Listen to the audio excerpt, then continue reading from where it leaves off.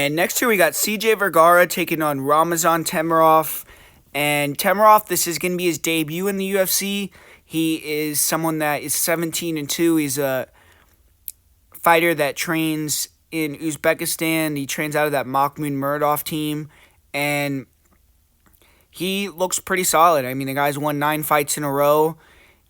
It seems like the UFC always tends to give these very difficult matchups to CJ Vergara.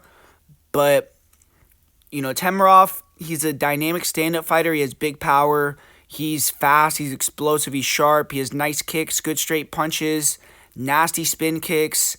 And he's really good at using feints and forward pressure to open his strikes up. But he can also use lateral footwork to pot shot. His last fight, he did get dropped early, but he was able to end up catching his opponent, knocking him down, and then getting a finish. And he can be wild, kind of overextend on his punches. He does have a kind of short reach. He only has 61-inch reach, so sometimes he can overextend a little bit, but his speed and power are pronounced. He has 10 knockouts. He's never been finished with strikes, and he has solid takedown defense in space. His athleticism helps him with the sprawl, defend takedowns really well, but he can get held against the cage. He can get a little tired. Cage wrestling is something that I think he struggles with a little bit, so that's something that fighters in the UFC I think are going to try to exploit him with.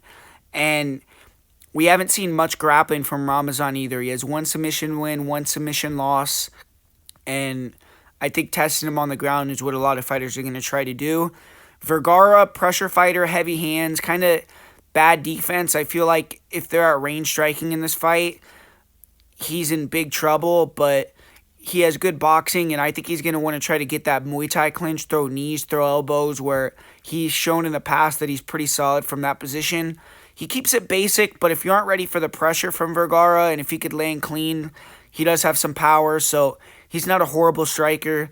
And if he can get on top and mix in takedowns, that would be his easiest path to victory. I feel like he has nasty ground and pound, but it's likely going to be an issue for him to get it to the mat. I don't think he's going to be able to take down Temirov. So if I'm Vergara, I'm looking to pressure into a clinch, use that clinch to try to break Temirov. If you can get a takedown, get the takedown, and just try to make it an ugly fight. But I think that Ramazan Temirov is going to get a knockout in this fight and become the first fighter to knock out CJ Vergara. I'll actually predict that he wins with a spinning heel kick to the head in the first round. And I know I'm going out on a limb a little bit because Vergara has never been knocked out, but I'm going to say Temirov becomes the first fighter to get the KO on CJ Vergara.